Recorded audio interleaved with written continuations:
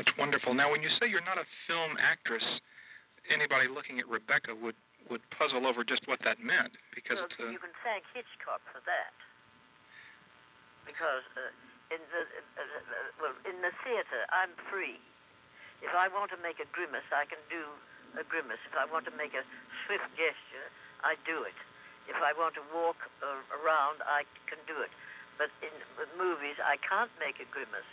I can only make part of one. Mm-hmm.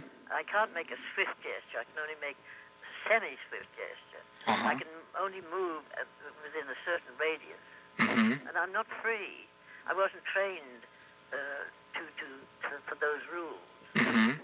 I was trained for the freeness of the stage and the movement. Mm-hmm. Compared to other pictures that you made, how would you compare the atmosphere on the set of Rebecca? You said that it was near perfect, but was working at Selznick International any different than working at another, particularly a larger studio? Or were there differences at all? Was it all just one? Well, it was all pretty much the same, because I say it's a foreign gesture for me to make. Mm-hmm. But I was secure with the Hitchcock Selznick regime, Mm-hmm. because I couldn't make any mistakes. I remember one day, for 3 hours, nothing happened because there was a fly on the set. One fly. And all the stage hands were out trying to get this fly. What that fly cost, I don't know. But I hope it knew when it went to its rest. How famous it must have been. But he was a perfectionist. Mm-hmm. But I was not aware of that in any other. I've had some unpleasant experiences which I would prefer not to speak about, because that's yesterday. There's no point in talking about that. Mm-hmm. But mainly it was a job that I had to learn every time I went before the camera. Mm-hmm. And wondering if I remember a time when I was in a picture with Eddie Robinson, and the director, he just rehearsed a scene, and the director said to him, "Eddie, watch your eyebrows." And I said to the director, "What do you mean by that?" I thought he rehearsed it beautifully. He said, "Oh yes, beautifully, wonderful. But his eyebrows." I said, "What about his eyebrows?" He said, "Well, when you raise your eyebrows, you raise them 1/4 of an inch, but on the screen you raise them 3 feet." Mm-hmm. Well, I can't act like that. Mm-hmm. I've got to raise my eyebrows wherever I want to. It wasn't me in this case, but it was the greatest lesson that I had, really, Mm-hmm. as to how what a master what a master with a whip the camera is, and also then there's the sound. If I want to whisper, and the sound man doesn't like it, he wants more sound. He can get more sound, but one is not in control in a movie studio, unless Mm-hmm. one is expert and knows exactly what one is doing. Mm-hmm.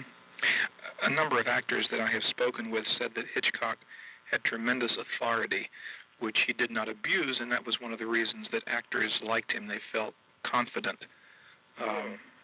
Was that your experience? Oh yes, I had complete and total faith in Mm-hmm. it, trust Okay. Do you have any particular recollections of the scene where you show Joan Fontaine Rebecca's things? It's a scene in the bedroom, and then you ask her to listen. Yes. Hitchcock did that all for me. I remember him walking in her wardrobe and dressing her, undressing her with his eyes. Uh-huh. The clothes that were hanging in the wardrobe, Mm-hmm. in Rebecca's wardrobe. Mm-hmm. Now, are you saying that Hitchcock walked through the scene first? Yes. Mm-hmm. Yes. Mm-hmm. He showed me how to do it. Uh-huh. Did that offend you in any way as an actress? No, because I knew I was in the presence of a master. Mm-hmm. Mm-hmm. No, I knew I had utter trust and faith in it. Mm-hmm. Did that also extend to George Barnes, who was the cinematographer on the film? Well, they were all, I felt, expert. I had no worry and no criticism of anything or anybody. Mm-hmm. because the best were there. Everybody in the cast was perfect. Everybody. Yeah. And of course that comes across in the finished picture. I think it's a wonderful film. Yeah. There seems a current of homosexuality between the dead Rebecca and Mrs. Danvers. Was that ever discussed? No. And I wasn't aware of it then, but I certainly am now, because I knew very little about lesbianism and still do. But I think there was a definite attachment, whether it was real or not. But certainly Mrs. Danvers was passionate about Rebecca. There's no doubt about that. But to what extent, I would have no way of knowing that. Hitchcock had that famous remark that I think was mostly in jest: actors are cattle, or actors should be treated as cattle, which I'm sure you've heard. How would you compare working with Hitchcock to, say, working with Renoir or to Milestone? Well, I've worked with both of them, but nobody can touch Hitchcock in my estimation. Was that because of his thoroughness, his authority, his... I don't know. Well, you look at the Mona Lisa or the Winged Victory, and you know you're in the presence of greatness. You don't know why. I don't know why or how. Or Da Vinci's The Last Supper, or any of the greats that have lived through centuries. And I'm not a painter and I'm not a sculptor. I don't know why or how, but I know I'm in a great presence. Could you sense his presence during a take when he was not actually directing, but the camera was turning? No. Then I gave over to Mrs. Danvers. No. He was also known for his practical jokes. Did any of those were any of those played on Rebecca? I don't know. He used to call me Cock. For what reason, I don't know. C-O-X? Cox? I don't know how you spell it. Oh. But I don't think you can very well print it. But that was his pet name for me. Well, and he was also known for his caustic wit. Did you ever feel that, or were you aware of that on the set? No. Yeah. Many have said that they found him shy also. Did you know him socially, by the way? To a small degree, yes. I'd known him for years before Rebecca. And slightly. But his wife and child. Did you know them in England?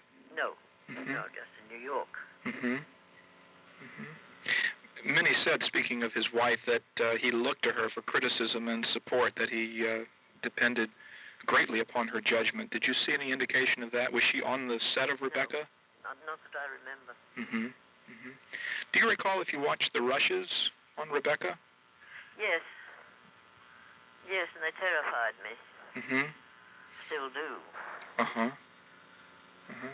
But you continued to watch them just the same? Well, to learn, because it was a new... I'd made a few pictures, but none of any great importance, but I knew how important this picture was. And I knew how inferior I was at the art of acting before a camera.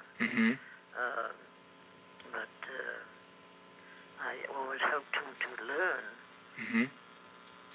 I can think of a number of reasons that the picture was important, all of them in retrospect, but at the time, was it Selznick's reputation in Gone with the Wind or Hitchcock's first American picture? What was it that made it so important? Well, it just was. It, of course, had been a bestseller, and I think there was a lot of curiosity about it, too. Well, the way, even to the eyebrows, don't pluck your eyebrows. Fix eyebrows, but to that minute extent, that's as far as he went with everything. Were there other instances of his influence on Rebecca that you recall, Selznick's? No, I don't recall anything. There were... Well, I do recall one thing, which has nothing to do much with him, but I was treated very, very nicely, of course. But there came a time when they called up and said, "Can we?" And I said, "Fit me for what?" Said, a new dress. I said, "I don't need a new dress. My dress is all right." But I said, "What do you want to come down here for?" well, we just want to come and do it. So they came down and fitted me with an asbestos lining. I said, what's that for? It's for the fire scene. Oh, yeah.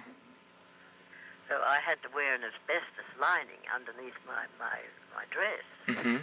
But that, they came down to my home instead of my going to the studio.